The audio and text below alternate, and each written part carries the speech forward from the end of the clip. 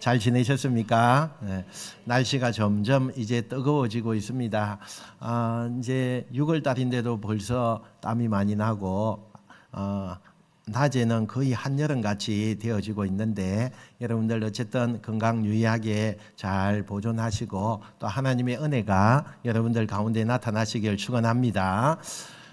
오늘은 참 세상에 우리가 여러 가지 생각할 때에 무슨 이런 세상이 다 있나 이렇게 할 정도로 의아해하는 우리의 모습들을 종종 볼 수가 있습니다. 세상이 왜 이렇게 변했는가? 또 왜 하나님께서 이런 세상을 그렇게 가만두고 계신가? 뭐 이런 의문이 날 정도의 그런 화가 나는 모습도 있을 수 있고 또 우리가 참 잘 살아야 되겠다 이런 생각을 할 때가 종종 있습니다.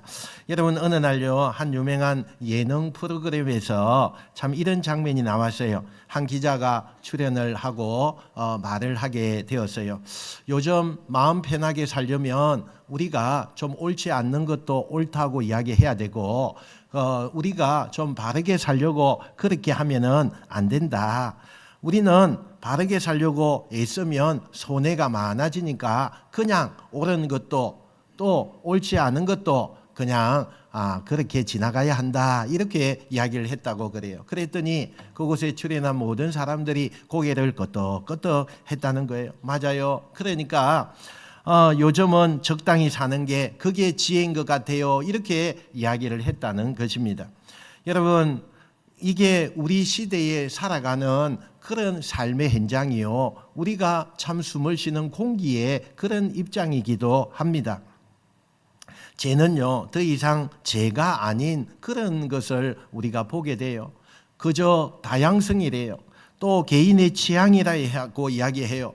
존중받아야 할 선택이 이런 것이다라고 이야기를 한다는 거예요. 그러나 여러분 성경은 다르게 말합니다. 오늘 히브리서 12장은요 우리에게 경고의 말씀 다른 말씀을 하고 있어요. 우리 한번 4절부터 6절까지 한번 읽어보겠습니다. 시작. 너희가 죄와 싸우되 아직 피 흘리기까지는 대항하지 아니하고 또 아들들에게 권하는 것 같이 너희에게 권면하신 말씀도 잊었도다. 일렀으되 내 아들아 주의 징계하심을 경히 여기지 말며 그에게 꾸지람을 받을 때에 낙심하지 말라. 주께서 그 사랑하는 자를 경계하시고 그가 받아들이시는 아들마다 채찍질 하심이니라 하였으니 이렇게 말해요. 여러분 우리가 싸워야 할 대상은요 사람이 아니에요. 우리가 싸워야 할 대상은요 또 환경도 아닙니다. 우리가 싸워야 될 대상은 죄라는 것을 이렇게 명백하게 말씀하고 있는 것입니다. 그런데 오늘날 우리는 죄와 싸우기보다는요 죄와 타협하면서 살아갈 때가 얼마나 많은지 몰라요. 예수 안 믿는 사람들은 더더욱 그렇지만 예수 믿는 사람들조차도 죄와 타협하고 합의를 보고 그렇게 살아가고 있다는 거예요. 그리고 그 타협은 익숙함으로 나타나게 돼요. 그 익숙함은요 무감각이 나타나게 되고 마침내는 신앙을 갉아먹는 그런 침묵의 암으로 나타나는 것을 보게 되어집니다. 여러분 그리스도의 삶은 경주의 삶입니다. 인내의 경주, 제약의 싸움, 그리고 끝까지 가야 하는 마라톤인 것이 그게 우리의 신앙이라는 거예요. 이 경주는 쉬운 길이 아닙니다. 어떨 때는 넘어질 때가 있어요. 어떨 때는 너무 힘들어서 지칠 때가 있습니다.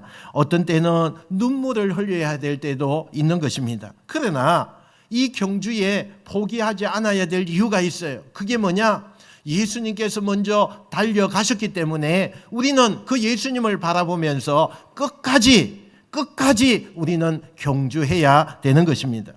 오늘 본문은 우리가 죄에 대하여 어떻게 싸워야 하는가, 그리고 하나님의 징계를 어떻게 우리가 받아야 하는가, 그리고 왜 끝까지 인내해야 하는가라는 것을 말씀에서 보여주고 있습니다. 오늘 본문을 살펴보면서 우리 모두가 은혜 받는 귀한 시간이 되시길 축원합니다. 여러분 오늘 요즘에 우리 신앙의 가장 큰 문제가 무엇입니까? 여러분의 신앙 가운데 가장 크다고 생각되는 것이 무엇이 있습니까? 제가 보기에는 죄에 대하여서 감각이 무뎌졌다 이것이라는 겁니다. 죄에 대하여서 감각이 무뎌져 있어요. 이 죄라는 말을 꺼내기조차도 부담스러워하고 또 죄를 언급하면 그들이 이야기합니다. 정죄하지 마세요. 이렇게 말부터 나오는 시대가 되었어요. 우리가 죄를 피하지 못하는 것이 아니라 죄와 싸우려고 하지 않고 있다는 거예요. 죄가 있는데도 불구하고 우리는 전투 자세가 없어요. 그냥 그 죄를 묵인하는 거죠. 그 죄에 그냥 타협을 보는 거예요. 그 죄를 그냥 아무렇지도 않은 것처럼 넘기려고 하는 그런 모습을 보게 돼요. 여러분, 죄와 이렇게 피하지 못하고 또 죄에 대하여서 이렇게 아무런 감각을 가지지 못하면 여러분 나중에는 타협이라는 것이 들어오게 돼요. 타협은요 익숙함을 만들죠. 내가 몇 번 타협을 해보면 그게 익숙해진다는 거예요. 그 익숙함은 다른 말로 우리에게 무감각으로 나타나는 것을 보게 돼요. 죄를 지었는데도 불구하고 아무렇지도 않아요. 양심의 가책이 하나도 느껴지지 않아요. 모든 사람들이 그렇게 사는데 나라고 무슨 뭐 한다고 내가 그렇게 사나 이렇게 생각이 되어 버립니다. 여러분 몇 해 전에 어느 유명한 연예인이 SNS에 인터넷에요 이런 글을 남겼어요. 나는 더 이상 죄책감 없이 살기로 했다. 죄책감은 종교가 만든 감옥일 뿐이다. 여러분 이 말 속에 어떤 의미가 담겨져 있는 겁니까? 여러분 죄는 지어도 된다는 거예요. 아무런 감정을 느끼지 않아도 된다는 거예요. 우리가 죄를 지어도 그게 죄책감이라고 하는 것을 느낄 필요가 없다는 거예요. 그런데 그 말이에요. 수만 명의 그 사람들이 그 글에다가 좋아요를 콕콕콕 누르기 시작했어요. 이게 무슨 의미예요? 이게 무슨 세상의 일이에요? 그러면서 댓글을 달기 시작합니다. 진짜 멋진 말이에요. 진짜 멋진 말이에요. 여러분 이게 오늘날 우리가 마주하는 현실입니다. 죄는 더 이상 부끄러운 단어가 아니에요. 오히려 정말 용기 있는 선택이다. 진짜 나로 사는 길이다. 이렇게 포장을 하게 되기 시작합니다. 죄는 이제는 고백의 대상이 아니라 정당화의 대상이 되는 거예요. 나만의 사는 길이다라는 것을 그들이요 그걸 그냥 합리화시키고 있다는 거예요. 히브리서 12장 1절은 우리에게 중요한 명령을 줍니다. 우리 한번 읽어봅시다. 시작. 이러므로 우리에게 구름같이 둘러싼 허다한 증인들이 있으니 모든 무거운 것과 얽매이기 쉬운 죄를 벗어버리고 인내로서 우리 앞에 당한 경주를 하며 이렇게 말하죠. 여기에 보니까 얽매이기 쉬운 죄, 헬라어의 원어에 보니까 이게 무슨 뜻이냐? 지속적으로 달라붙는 죄 이렇게 되어 있어요. 지속적으로 달라붙는 죄, 다른 말로 이야기하면 습관화가 되어 있는 죄 이런 뜻이 담겨져 있어요. 여러분 습관처럼 그 죄가 나에게 달라붙어 있는 거예요. 그래서 벗어날 수가 없어요. 자석이 뭔가 쇠가 있으면 꽉 달라붙잖아요. 그와 마찬가지로 죄가 그렇다는 거예요. 겉으로 보기에는 아무렇지도 않은 것처럼 보이지만 속에는 천천히 신앙의 중심을 종먹는 것이 그게 죄다 이렇게 말을 하고 있어요. 여러분 우리가 얼마나 쉽게 죄에 묻어져 가는지 몰라요. 조금만 반복되면 그게 익숙해지는 거예요. 죄를 짓는 것도요 익숙해져 가요. 예전에는 죄를 지으면 가슴이 벌렁벌렁하고 내가 이거 참 잘못했다 하나님 앞에 나와서 눈물 흘리면서 통곡하고 자복하고 회개했어요. 그런데요 내가 죄를 한 번 짓고 두 번 짓고 10번 짓고 그렇게 하다 보니까 이게요 이제는 익숙함으로 오는 거죠. 익숙함으로 돼요. 그래서 감각이 점점 무뎌져 가고 아무것도 아닌 것처럼 그렇게 생각이 되어지는 거예요. 그러면 어떻게 되죠? 회개가 있을 수가 없죠. 회개하지 않아요. 그리고 곧 그게 그렇게 큰 죄냐? 자기 합리화가 되기 시작하는 거예요. 그러면 여러분 어떻게 되는 줄 아세요? 신앙이 그게 그냥 별거 아닌 것처럼 느껴지는 거예요. 여러분 히브리서 기자는 4절에 이렇게 말합니다. 4절 한번 볼까요? 4절. 자 시작. 너희가 아멘. 여기 보세요. 너희가 죄와 싸워요. 아직 피 흘리기까지는 대항하지 아니하고 그랬어요. 여러분, 이 말씀이 무섭지 않나요? 이 말씀에서 여러분 아무 감각이 없나요? 참 큰일이에요. 감각이 없다면 큰일 난 거죠. 이 말씀이 우리에게 두려운 말씀으로 와야 돼요. 하나님께서는 지금 우리의 싸움이 너무 약하다, 너무 쉽게 포기한다, 이 말씀하고 있는 거잖아요. 여러분, 죄에 대해서 너무 포기 자주 하잖아요. 죄에 대해서 그거 묵인하며 가잖아요. 죄에 대해서 너무나 심각하게 느끼는 마음이 없잖아요. 아직 피 흘리기까지는, 이 표현은 단순한 비유가 아닙니다. 실제로 초대교회 성도들이 믿음을 지키다가 순교당하는 그 현실을 지금 반영하고 있어요. 우리는 목숨과도 아무런 관련이 없기 때문에, 우리는 죄를 지어도 그냥 묵인되어져서 아무런 현상이 일어나지 않기 때문에, 그래서 자꾸 익숙해져요. 반복되어져요. 그게 심각한 줄도 몰라요. 내가 이게 죄인가라는 것도 이제는 희미해졌어요. 여러분, 오늘날 우리는 피는커녕 약간의 불편함만 있어도 타협하는 것이 우리가 아닙니까? 우리가 아니에요. 죄와 싸운다는 것이 뭡니까? 단순히 유혹을 참는 거, 이거 아니에요. 죄와 싸운다는 것은 결단이 필요해요. 내가 결단하고 내가 실천하고 내가 이거 포기하지 않는 걸 이야기하는 거예요. 때로는 나를 죽이는 선택일 수도 있어요. 그러나 거기에 서슴없이 우리가 가야 돼요. 너희가 죄와 진짜 싸운 적이 있느냐? 예수님께서 우리에게 지금 질문을 한다고 해보세요. 여러분 어떤 대답을 하겠습니다? 여러분은 어떤 대답 할래요? 나는 죄와 지금 열심히 잘 싸우고 있습니다. 피 흘리기까지 내가 진짜 이 죄를 짓지 않기 위해서 발부둥을 치고 있습니다. 이렇게 고백할 수 있는 분이 몇 명이나 될까요? 여러분 정말 피 흘리기까지 저항해 본 적이 있습니까? 말로는 죄를 싫어한다고 해요. 그러나 우리의 삶에는 죄와 함께 어울려서 함께 차 마시면서 그렇게 우리가 살아가고 있는 내 모습 아닌가요? 죄와 싸움을 멈추는 순간 신앙은요, 죽기 시작합니다. 내 신앙이 점점 쇠퇴해지기 시작해요. 내가 하나님을 믿는 그조차도 내가 점점 무디어가는 그런 일이 일어나게 돼요. 죄를 인정하지 않으면 회개가 사라지죠. 무슨 회개를 해요? 너무나 당당한데 무슨 회개가 나타나겠어요? 회개가 사라지면 십자가도 더 이상 필요 없어요. 무슨 십자가를 생각할 수 있겠어요? 결국에는 십자가 없는 신앙은 무력한 종교인이 되는 거예요. 형식적인 종교인이 되는 거예요. 그냥 왔다 갔다 하는 종교인이 될 뿐이에요. 히브리 기자는요, 이것을 위해서 뭐라고 말하느냐? 인내로 경주하라고 해요. 인내로 경주하라. 여러분, 경주는 100m 달리는 거, 그걸 이야기할까요? 아닙니다.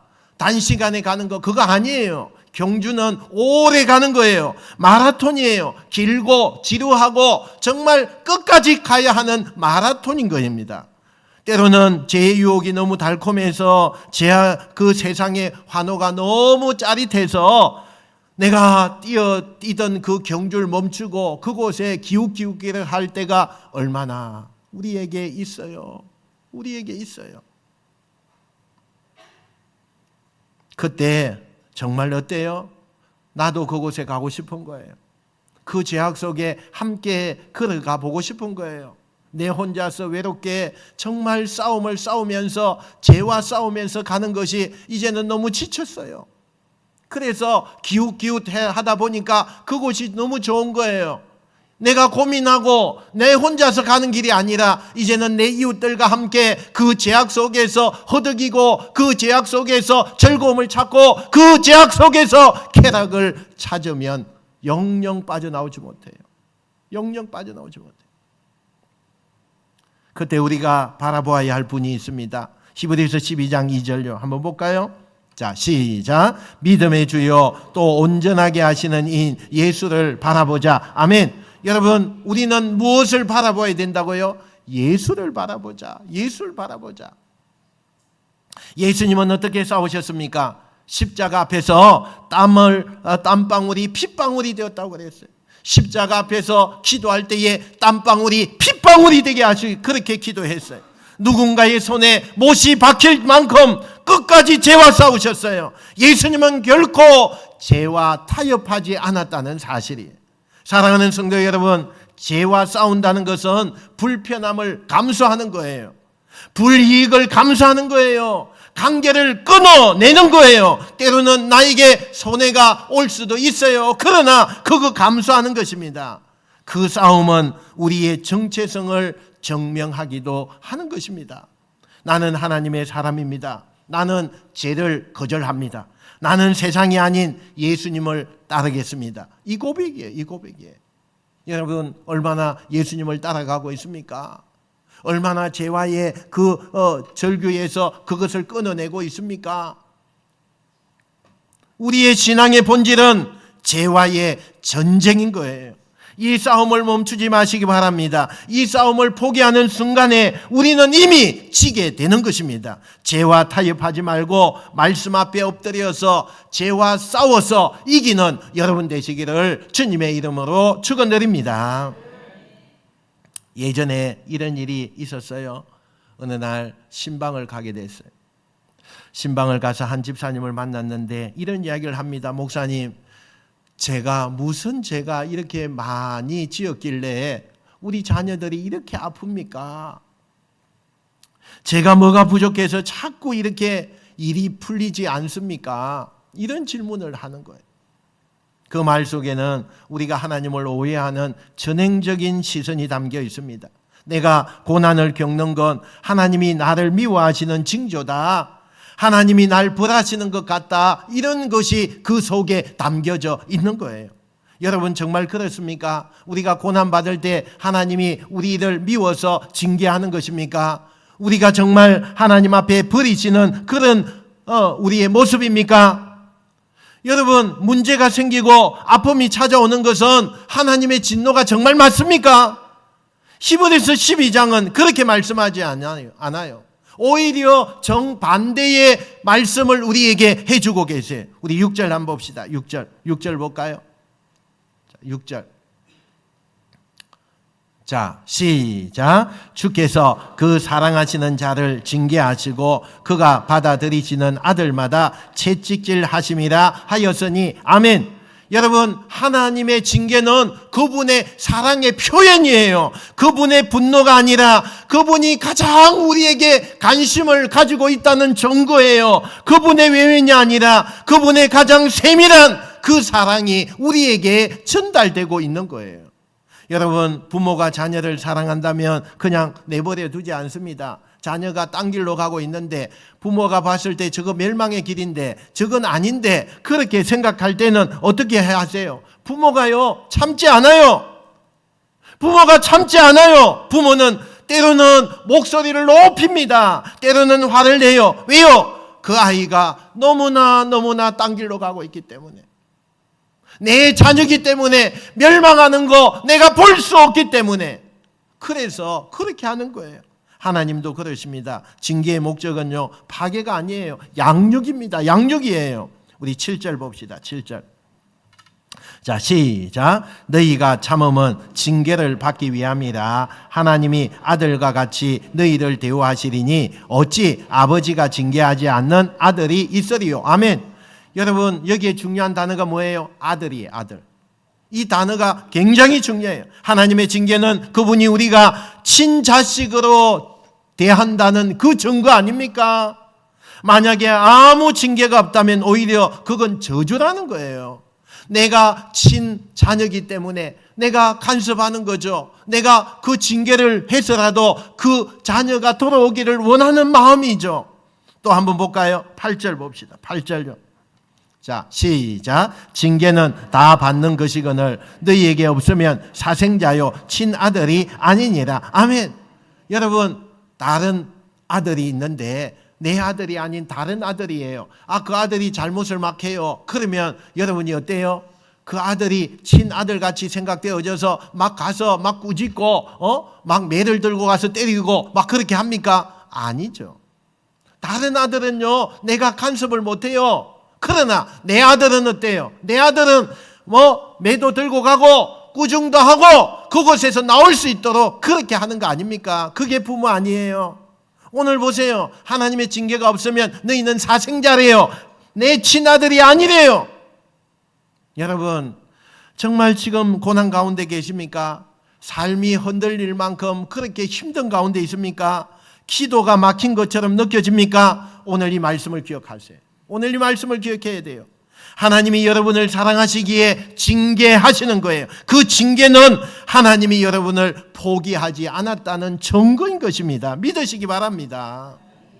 여러분은 정말 하나님께 버림받은 자가 아니에요. 하나님이 붙들고 있는 귀한 그런 자녀입니다. 그 징계를 통해서 하나님은 사랑을 우리에게 보여주시는 거예요. 낙심하지 말고 감사함으로 여러분 나아가는 복된 여러분 되시길 축원합니다. 우리 10절부터 11절 또 한번 보겠습니다. 자, 시작. 그들은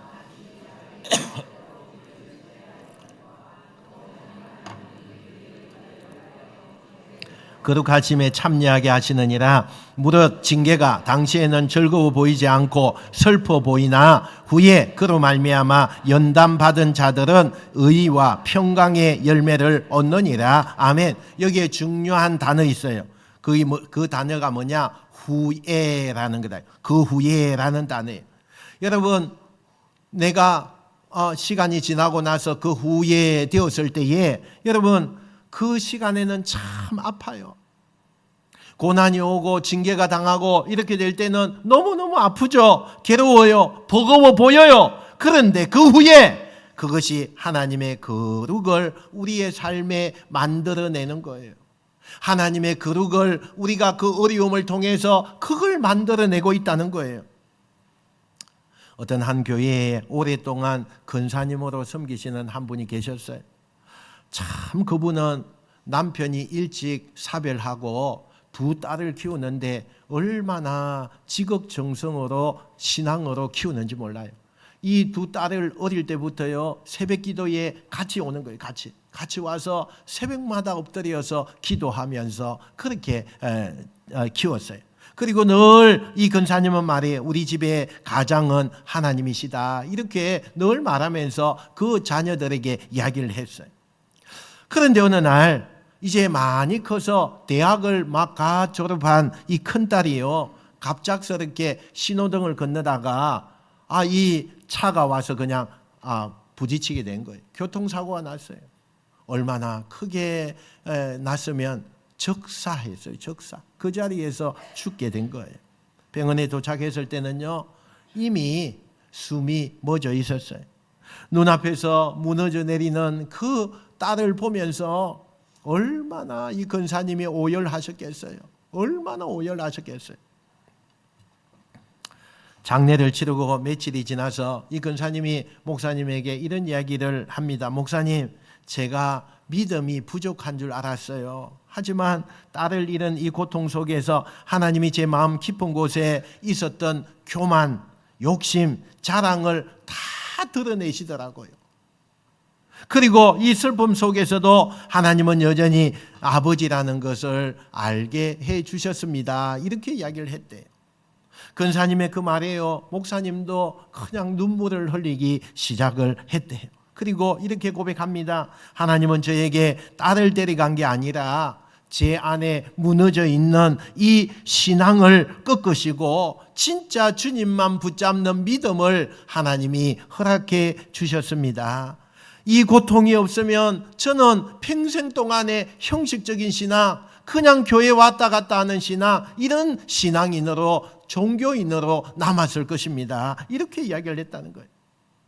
여러분, 그 후에 반드시 뭔가 옵니다. 죄와 싸우며 인내한 자에게는요 그 후에 반드시 열매가 있어요. 그 열매가 뭐냐? 의와 평강이라고 말씀하고 있어요. 여기서 의는요 단지 윤리적인 어려움을 말하지 않습니다. 성경적인 의미에서 의라고 하는 것은 하나님과의 관계가 올바르게 세워졌다는 뜻을 말하고 있어요. 다시 말해서 죄와 싸우고 고난을 이기고 하나님의 징계를 견딘 자는 하나님과의 깊은 신뢰 관계를 맺어서 끊을 수 없는 관계가 된다는 것을 의미하고 있다는 거예요. 사랑하는 여러분, 지금 싸우고 계십니까? 그렇다면 하나님이 여러분을 훈련시키고 계신다는 것을 믿으시기 바랍니다. 지금 고통 가운데 계십니까? 그렇다면 하나님이 여러분을 거룩하게 그렇게 만들고 있는 중입니다. 지금 기도해도 응답이 없다고 느껴지십니까? 하나님은 응답보다 더 중요한 것, 여러분의 안에 거룩함을 빚어내고 있다는 것을 믿으시길 축원합니다. 결국 하나님은요, 우리에게 성리를 주시는 분이 아니라 하나님의 형상을 지금 만들고 가고 있다는 거예요. 하나님의 형상, 예수 그리스도의 거룩한 인격, 그것을 닮은 자녀로 우리를 빚으시고 지금도 만들어가는 과정인 것을 여러분 꼭 기억하시길 바랍니다. 그러니 오늘 죄와 싸우는 거 포기하면 안 돼요. 여러분 눈물이 나도요, 기도해야 돼요. 지치더라도 말씀을 붙드는 여러분 되시기를 축원합니다. 여러분, 이것이 우리의 삶에서 나타나야 돼요. 아무리 세상이 어긋나게 가도, 아무리 세상이 죄라는 것을 합리화시켜도 우리는 그거 따라가면 안 돼요. 그 멸망의 길로 따라가면 안 됩니다. 그것에서 우리는 철저하게 죄에 대해서 회개하는 자가 되어야 돼요. 죄를 짓지 않기 위하여 발부둥 쳐야 돼요. 사랑하는 성도 여러분, 오늘 말씀을 통해서 우리는 세 가지 중요한 말씀을 들었어요. 첫 번째는 우리는 죄와 싸워야 합니다. 여러분, 피 흘리기까지 싸워야 돼요. 두 번째는 우리는 하나님의 징계가 낙심이 아니라 사랑으로 받아들여야 돼요. 하나님 왜 나에게 이런 고난을 주십니까? 아니에요. 하나님 감사합니다. 내가 하나님 앞에 거룩한 자로 빚어지게 해주옵소서. 이렇게 기도해야 돼요. 세 번째, 그 인내 끝에는 반드시 열매가 주어진다는 사실을 믿어야 합니다. 우리는 이 세 가지를 정말 가지고 알고 있지만 자주 실패해요. 넘어져요. 그 말씀이 나에게 있음에도 불구하고 자꾸 실패합니다. 죄 앞에서 자꾸 무너집니다. 고난 앞에서 계속 낙심합니다. 조금만 아파도 하나님을 원망해요. 그러면 우리가 어떻게 해야 됩니까? 십자가 앞으로 다시 나오셔야 돼요. 그럴 때마다 십자가 앞에 나오셔야 돼요. 죄와 싸우되 끝까지 포기하지 않는 그 예수님 앞에 무릎을 꿇고 나에게 힘을 주시옵소서. 채찍에 맞으면서 조롱을 받으시면서 피를 흘리시면서도 한마디 변명하지 않으시는 예수님의 그 눈빛을 우리가 바라보면서 힘을 달라고, 이기게 해달라고 기도하시길 바랍니다. 여러분, 오늘 이 말씀 앞에 우리가 결단해야 돼요. 한번 따라 봅시다. 나는 죄를 미워하겠습니다. 나는 타협을 거절하겠습니다. 나는 하나님의 징계를 기쁨으로 받겠습니다. 나는 끝까지 인내하며 의와 평강의 열매를 맺겠습니다. 할렐루야. 할렐루야. 여러분, 이 삶의 방식이 필요합니다. 이 시대에 이 삶의 방식이 필요해요. 우리의 공동체의 문화가 이것으로, 이 고백으로 우리의 자녀들에게 유산을 남겨야 할 줄로 믿습니다. 이제 마지막에 주시는 그 하나님의 상, 그 열매, 그 형상, 그 이름, 이 모든 것을 얻겠습니다. 결단하고 날마다 내 삶에 이 놀라운 고백이 나타나고 내 삶에 이 고백을 통해서 죄와의 싸움에서 승리하는 복된 여러분 되시기를 주님의 이름으로 축원드립니다. 축원드립니다. 기도하겠습니다.